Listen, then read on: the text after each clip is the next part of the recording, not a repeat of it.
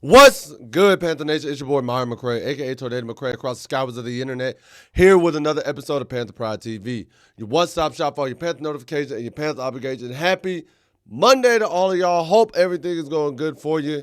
Uh, it's a rough day for us, y'all. It's a rough Monday, and I'm back from vacation, so as you can see, back in the regular studio, back with the regular microphone, back doing my thing and doing what we got to do, and I already kind of addressed this in my initial game recap yesterday on my personal channel. If you haven't seen it, go check that out. But, guys, we got to talk about the big just elephant in the room, bro. And that's honestly the atrocious gameplay from yesterday by our Carolina Panthers. Yesterday was not a good game.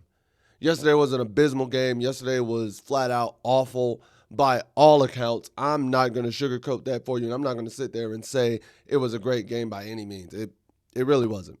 And there were a multitude of things that went wrong. Everything, Milo Murphy's Law, essentially. Everything that could go wrong did go wrong. Everything that could go wrong did go wrong for the Carolina Panthers yesterday. And when I look at it, here's what I think happened. And when you see this list, this is exactly how I rank each issue. Like, this is why I rank each issue so far, so on and so forth. And here's what happened. First things first, offensive line was atrocious in both the pass and the run game. Like, we can't do anything if they can't block up front for the pass or the run. They were not opening holes up for Rico to get going. They were not picking up blitzes to protect Bryce most of the game. There were several times, I know 4 off the top of my head alone, where Ike Ekwonu went to help chip either the interior lineman or Rico to help go double somebody when there was a clean blitz coming right where he was, had he just stayed home. Austin Corbett missed a key block that just allowed Bryce on the first sack of the day. It was abysmal by the offensive line on all fronts. Like, I'm not going to sit there and lie to y'all and blame it. Second, defensive line couldn't put any pressure on Show. Defensive line could not put any pressure on Tyler Show whatsoever. Every time they had him collapsed in the pocket, they allowed him to escape. Every time they allowed this man to extend plays. Every time they were just sitting there and just letting him stay back there and pick apart the secondary. Like, I'm sorry. You have that much ample time, yeah, you're going to look great. You're going to look like you are one of the best quarterbacks in the league when your defensive line cannot get 3, 4, 5 for sure sacks and they just let you escape. Third, and honestly, 3 and 4 can be flip-flop depending on just your priority and who you are. But I put 3 is play calling didn't adjust to the blitz and pressure. Canales did not. He did not adjust to the blitz and the pressure that New Orleans was bringing all heat long. He didn't adjust to the fact that they were keen on stopping the run and were doing a good job at it. They were doing a fantastic job at stopping the run, and Canales did not adjust to that. Followed by Bryce made bad reads and was off target all day. Not even, I know a lot of you have seen me on this channel, and I've said, I do believe in giving Bryce Young time to develop and grow into a QB. Yesterday was not it. Bryce Young was off target. Bryce Young made bad reads. His first interception, he got bailed out because that was a bad read. There was a guy over the top and underneath. It was a bad read. The second interception was a horrible read, especially considering bro immediately bailed to the flat. That out was taken away immediately. And because that was the only throw that Bryce and the offense seemed to be able to complete for the most part, with the exception of the deep dig, the T-Mac, and I want to say the first half and things of that nature, or in the second half, it didn't seem like they could complete much outside of comebacks and out routes. And the corner immediately just bailed into that flat. Again, one underneath, one over the top. Bad read by Bryce's part. And he was off target. There were a few times receivers didn't make catches, but Bryce was off target and just made some bad reads. Jimmy Horn had an atrocious fumble right after we got the ball back on a crazy field goal. And I know a lot of people were trying to say that that was on Bryce Young, that fumble, which is crazy to me when you go look at the play and you really see that Jimmy Horn does not have his arm up and is not ready for the jet sweep at all. At all. If you're blaming Bryce Young for that fumble, you just don't like Bryce Young. If you want to say Bryce Young was off and made bad reads and was off target all day, I'll give you that. I will give you that. And a lot of you have come to this channel and said, I'm only a Bryce defender. I can never talk bad about Bryce or say he did anything wrong. No. Bryce played bad. He played awful. However, Bryce was not the only issue, and I'm sick of seeing that from a lot of places. If we only had a different quarterback, we wouldn't have had yesterday's issues. Okay. A different quarterback ain't going to be able to do nothing when the play calling is bad and the O-line can't pick up, it can't be effective in both the run game and the pass game. I'm sorry, not sorry. I stand on that one. Then Rico, he couldn't get going in the run game, and I think that quad injury was more of a problem than was let on as he was constantly trying to adjust it. And lastly, the secondary could barely cover any of the Saints receivers. Their big 2 touchdowns actually both happened on J.C. Horn. The first one with Chris Olave, and honestly, I think Chris Olave pushed off, but they never showed a camera angle of down the line where he extends. That's why J.C. fell. And then the second one, J.C.'s sitting there going in coverage and then just slips in his back pedal. Tight end gets open because of it. Show reads it perfectly as soon as he slips. And that's the end of that. But, again, that goes to the defensive line not getting any pressure on Show. I can't ask the secondary to cover for 7, 8, 9 seconds and somebody not get open, especially if we're playing in zone or, even man, because somebody's bound to get open. Somebody's bound to find a way. A DB can only do so much for so long, bro. So there were a lot of atrocious things from yesterday's game. My top 3, offensive line play, defensive line pressure, and honestly the play calling. Canales did not open up the playbook and didn't adjust to the blitz, which led to Bryce making horrible reads because Bryce was just going with whatever coach was calling and just making horrible reads. But because quarterback is the quote-unquote franchise position and quarterback is the most important position on the field, so many people are going to put this loss on Bryce Young. And heavy is the head that wears the crown. I can't defend him as strong as I want to on other days, but heavy is the head that wears the crown, and that's the unfortunate double-edged sword for this position. And Bryce, you didn't have a great game. Offensive line, you had an atrocious game. Defensive line, abysmal in terms of getting pressure. Canales, you sucked on play calling for all day. Rico, I'm sorry you couldn't get going in the secondary. You were just an unfortunate casualty in all of this. Not great. And then, as we're looking forward, bro, where does this go for the NFC South? Because the NFC South title is heating up. The race for the division title is heating up, and it's getting tough. We're one less week into the season to where we can catch Tampa Bay. And Tampa Bay kind of gave us a golden opportunity. Like much of the Saints yesterday, where we kept getting golden opportunity and golden opportunity after golden opportunity, we kept shooting ourselves in the foot. And now, when we look at the remaining schedule, it's going to be an uphill battle because look at this.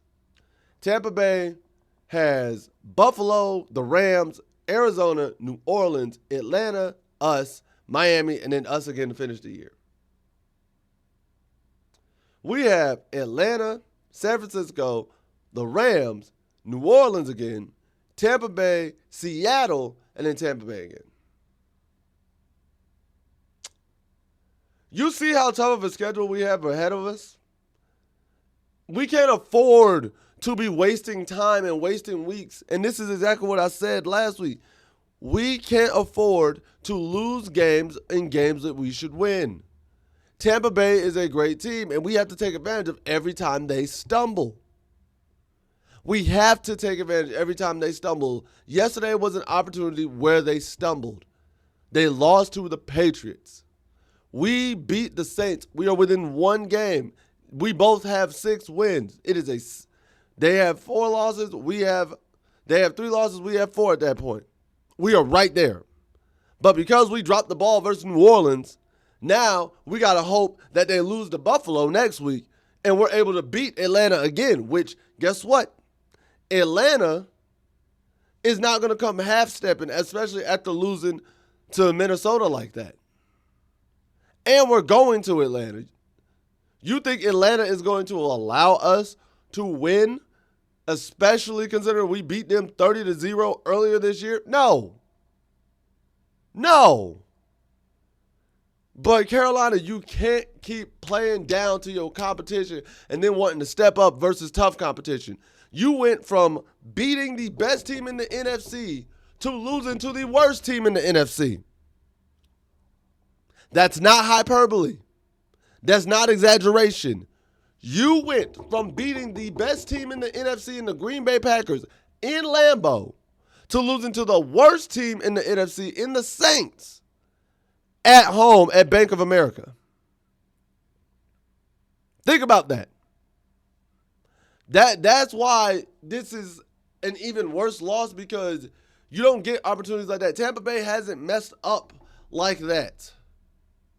And yes, New England is a good team. We lost to New England. So I'm not saying Tampa Bay lost to a team they shouldn't have lost to. I'm saying the fact that Tampa Bay lost was a golden opportunity for us to catch up to them, and we didn't take advantage.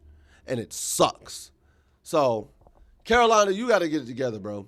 You got to get it together. We can't be wasting opportunities like this because you don't know how many we're going to get. And then thirdly, we have a new dispatch that has arrived from General Bryce Young, and here's what he had to say after the game. Dearest mother, as the general of this Carolina brigade, I failed thee against the parish pretenders. My aim faltered, my commands wavered, our colors lie in dust. This fault is mine alone, nor quarter. I must lead with surer hand and restore our honor. And honestly, like I said, heavy is the head that wears the crown. Bryce, because you're the franchise quarterback. When we win, it ain't because of you. And when we lose, it is because of you. That's the way a good section of this fan base operates. When we win, it's not because of Bryce. But when we lose, it is because of Bryce. No, that's the logic that a lot of people have here, which is crazy to me, especially those who have been watching football as long as they've been watching football and know all the components that make up a good football team, and still come to the conclusion like, oh, it wasn't the bad O-line, it wasn't the play call, it wasn't the fact that the defense couldn't get pressure on a rookie quarterback. It wasn't all these other factors that our run game couldn't get going and our secondary couldn't cover, obviously, but they were kind of put in bad spots. It's only because of the quarterback. That's the logic that doesn't make sense to me. Did Bryce play bad? Yes. Yes, he did. But it wasn't only because of him. And everybody says, yep, we need a new QB. We've been waiting for that. We've been winning and doing great. And nobody been saying nothing. As soon as we lose, and yes, we lost to a team that we shouldn't have lost to, and Bryce played bad. Bryce is the only issue. Bryce was the only issue, apparently. That logic just doesn't sit right with me, bro. But we're going to move forward and go into the Panther freeze frame of the day of the only highlight that happened from yesterday's game, which was Rico getting his touchdown and then about to hit the pump celebration, but did not do so, which I thought was kind of funny and how he played on that. However, there were very few highlights, man, going into that game. And now it is time we go into our favorite segment where y'all speak your truth. And it's time for Panther Nation to speak your truth. And that's why I read y'all comments, because y'all leave some great comments. Sometimes y'all leave some funny comments and everything in between. So let's get into it. First comment comes from Green Ladder Window Cleaning. Says, I love Bryce, though. It's like, I love Bryce, though I will say I can't wait for him to be more than a game manager. He's extremely accurate. Great touch on his throws, makes time in the pocket with his feet, but I really need him to stretch the field to help our running game and the rest of the offense. How do we get that guy back from the end of last season? What needs to happen for him to reemerge as a top 5 quarterback?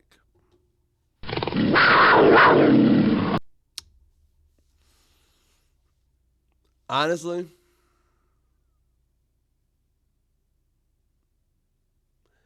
playbook's got to open up, and the O-line's got to just protect. You can't throw the ball downfield and open it up with deep shots over the top if you, one, don't allow yourself to have the opportunity to throw it downfield and give receivers enough time to get downfield to take deep shots over the top.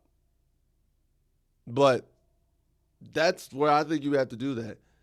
Play calling's got to open up, rolling out Bryce to get him away from the line, give him an extra 2 seconds to get those deep shots over the top. And it's got to be more unique and more innovative. 2, we got to start using Jimmy Horn. 2, offensive line got to block. 3, we got to start using players for over-the-top threats. Like Jimmy Horn as a jet sweep guy, cool. But we have to utilize that speed downfield. We have not utilized Jimmy Horn's speed on go routes, deep routes downfield all year. We really haven't. So you can't get that. In top 5 quarterback, I'd say Bryce was the top 10, even at the end of last year, the way he was operating. Top 5, He was good, though. He was good. Next comes from Lawrence Tickle 2706.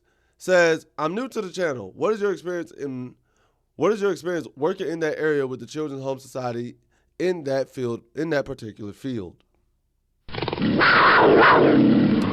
So my experience was, I used to work Child Protective Services in South Carolina before I went into the military. And I currently am back in that field now.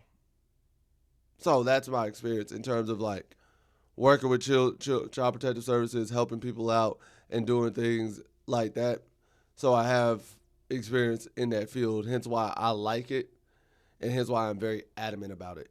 And it's one of the things I do speak out and just love to talk about and things of that nature. And then thirdly comes from B Money Baller. He says, I honestly would love to see a scoop and score by the D-line. Our secondary has gotten so many interceptions, but I feel like a scoop and score is more cool. I also feel like it would really get the crowd excited. I know a pick six would also, but I want respect for those big boys on D-line and O-line. Keep pounding. Also, and before we go, got to speak on this. I put it in the comment section for the last video, but a lot of y'all called me out on it, rightfully so.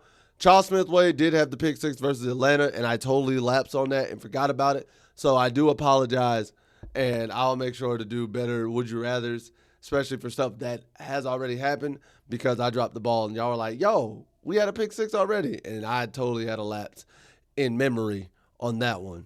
But yeah, Charles Smith-Wade did already have a pick six for us this season, so it should have been a different question.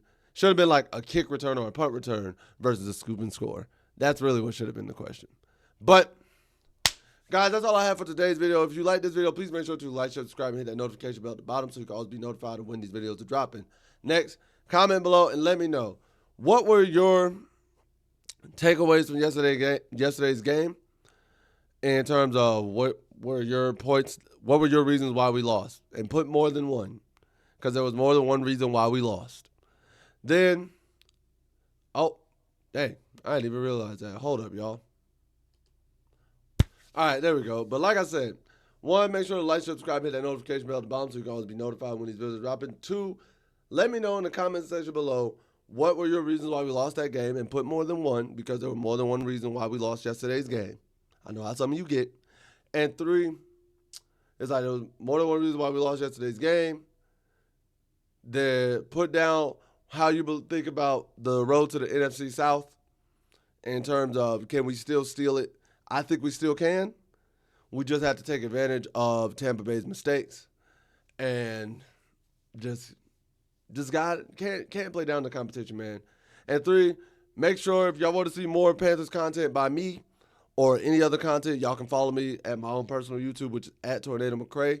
I did drop a game review. I drop them every Sunday on that channel. As soon as the game's over, I try to put one up within the hour, and so I did put up my initial rant yesterday. So if you want to see how I initially felt, like emotions still involved, it's up right now. Go check that out. But with all that being said, guys, at the end of the day, what do I know? I'm just a skinny brother with two tats. Peace. Much love to all you Panther Nation. Take care. Later days. And as always, keep pounding. I'll see y'all next time.